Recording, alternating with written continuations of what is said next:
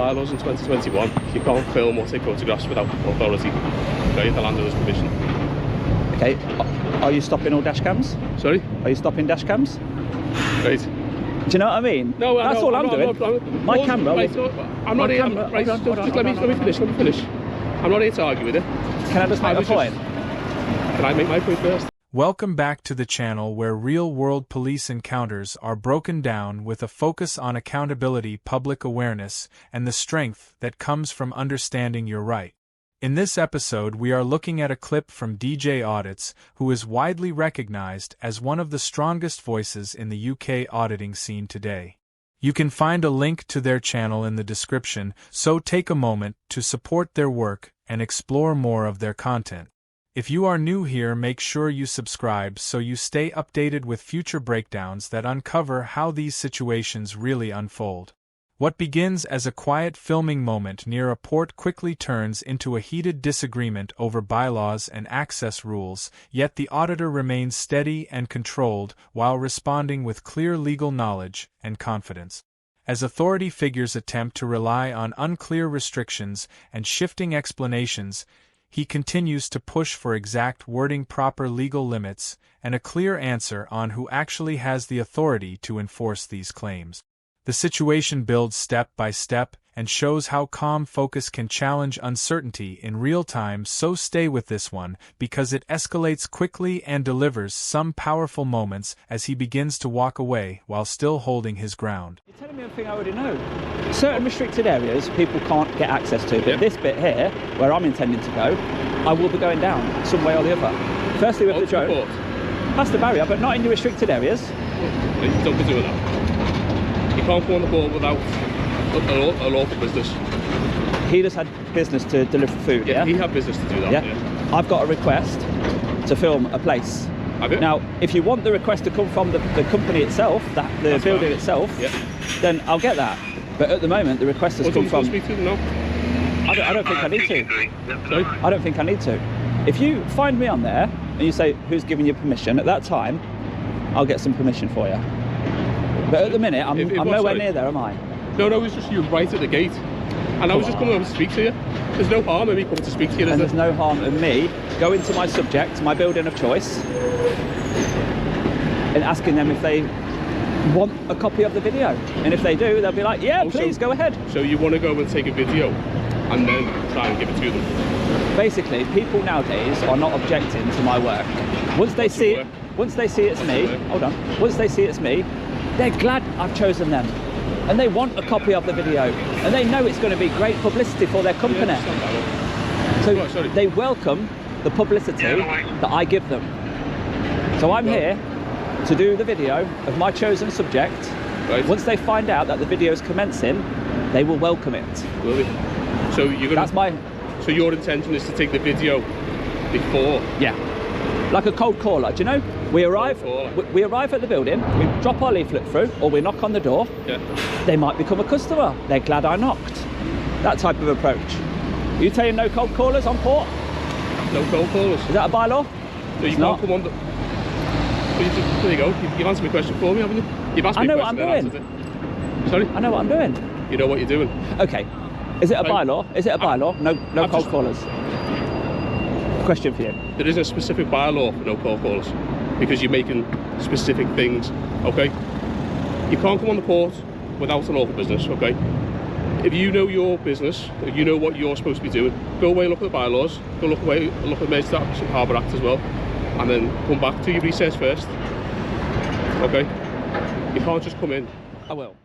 That exchange alone exposes the true nature of this encounter and shows how quickly a simple situation can be reshaped by authority into something it is not. The officer attempted to present normal public filming as a security threat while repeating that cameras were not allowed in the port area and used his position to steer the conversation in his favor. The auditor responded with calm, direct questions that highlighted contradictions and refused to be pushed into accepting unclear claims or pressure-based statements.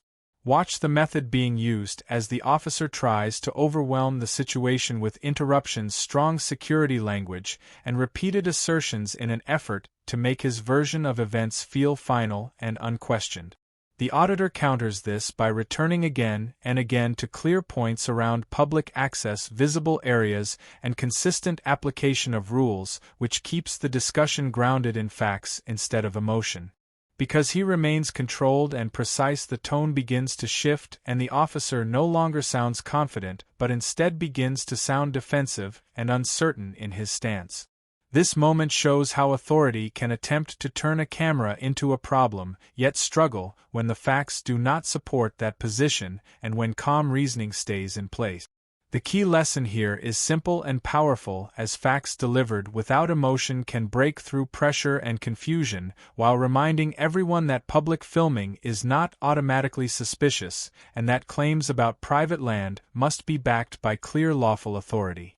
Once that distinction is understood, the pressure loses impact, and control returns to the person who stays informed and steady, which is where true accountability begins to take shape. My friend, I don't want to fall out with you about it.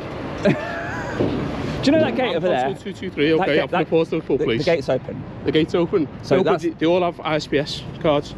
International Ship and Port Security. Yeah, that's in the restricted areas. No. This is not. Okay. The reason why you can't get through there? Why? I've not even tried.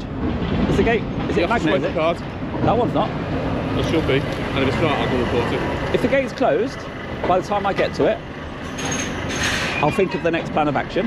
If I know somebody who's coming in... As I've just advised you, just... So you won't let me talk, either. You had to go at me earlier for interrupting you, didn't you? Every time I talk, you do talk over me. I'll be quiet. As I'm saying, just go, pick it all up on the internet, Portable Bylaws 2021. Okay, read them ones, and then the Mersey Harbour Act. I'll read them ones first. I've already done it. Have you? There's nothing to say. A person cannot approach a company on the port with the intention of doing lawful business. My intention is to do lawful business.